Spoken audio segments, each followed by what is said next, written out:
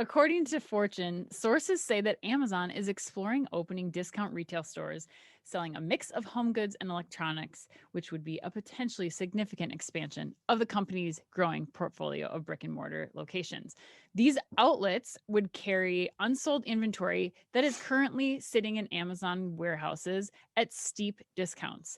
And you bet your buns I'm bringing the Amazon Mall conversation back into this. This is a perfect example because this is a perfect example of what we hear people say is you can't turn malls into fulfillment centers because they look like fulfillment centers and nobody wants a fulfillment center. Well, what do you put on the front of that mall then? What's the front of house? What's the customer facing experience for these Amazon distribution centers? An outlet center that's taking all the stuff that gets shipped back and now it's putting it available for people that are going to come in droves for this kinds of stuff. You got to be kidding me. Or you can take returns in this spot. Like, it's a perfect front face for an Amazon mall concept. We heard it in the news this week. 25 in the last 2 years, they've already converted into Amazon distribution centers. So I absolutely love this. That is a really great point. Yeah, 25 malls have already been converted. I didn't think about that. Wayfair is already doing this model too at some of their distribution centers, which aren't as nicely located as probably the malls that Amazon's been buying up.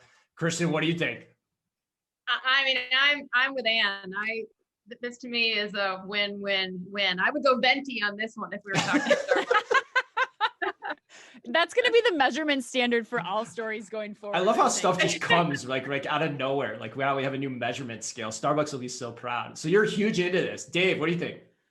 So listen, I think the concept of failing mall retail plus the discount channel plus a liquidation market for Amazon it's almost certainly a viable option for the consumer.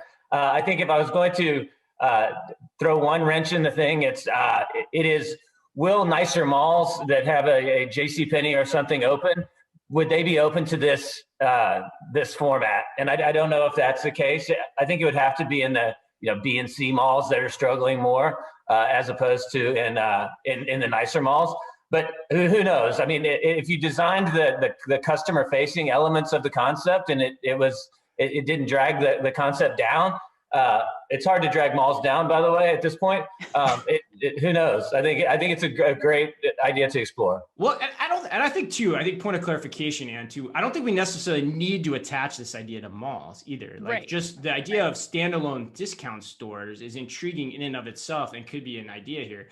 I mean, from my standpoint, like in 2019, I wrote an article in Forbes about what would happen if you took like the TJ Maxx operation, the discount store operation, and you combined it with computer vision technology. So where essentially you have like basically, discounted goods or maybe even return goods like you guys are talking about. And computer vision is in place where all that stuff gets easily cataloged through camera technology. And people just come in and shop and take what they want, almost like a flea market, right? You just come in and get it.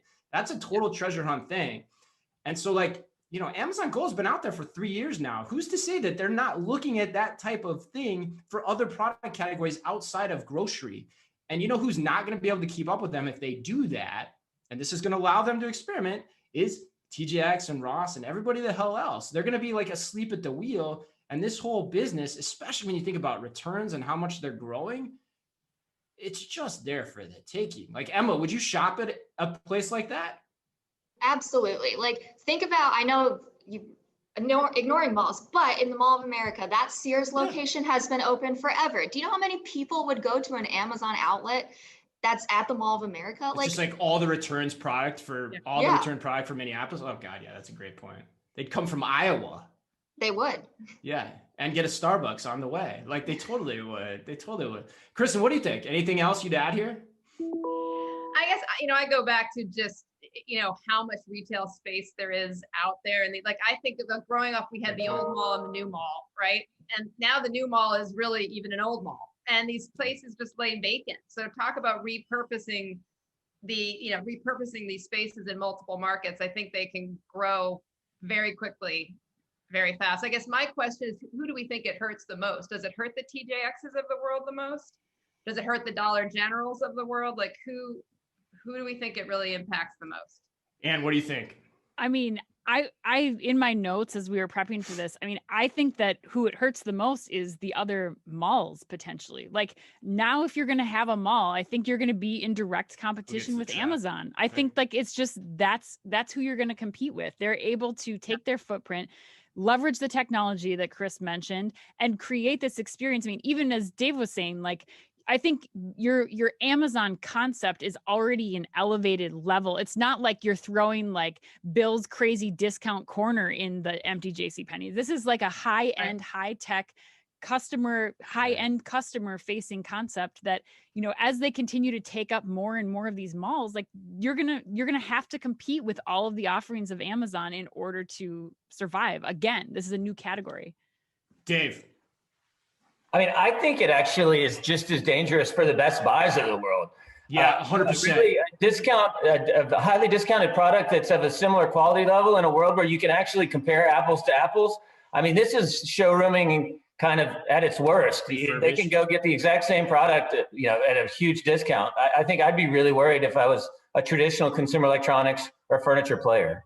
Yeah, and where do you go for? I'd add the furniture side too. I think that's important. And that's probably the business I know the best. Like, where do you go for furniture in the physical world anymore for great prices? Like, your only options are like maybe you go for home goods for like a treasure hunt find, or maybe like a Target or a Walmart. Wayfair's been asleep at the wheel trying to get their store strategy off the ground. I can't believe how goddamn long that's taking them. And so now they're going to let Amazon come in with better technology, which, by the way, sign me up to see that, because I would love to see what happens to Wayfair's business as a result of that. But, and take the last word. Where do you go for everything? I mean, that's the thing. Right. It's not just electronics. It's not just home furnishings. Amazon has everything. So everything at a lower price. And to Dave's point, you can compare that right then and there. No, you're right. And it's right. You're right. It's like, it's where it's most convenient too. The other story this week that broke that we didn't even cover, like Amazon Go is now at the Boston Garden. You go to a Celtics game and there it is, right? Like we've talked about how it's when you get out of tourist locations in London, like it's coming, it's everywhere.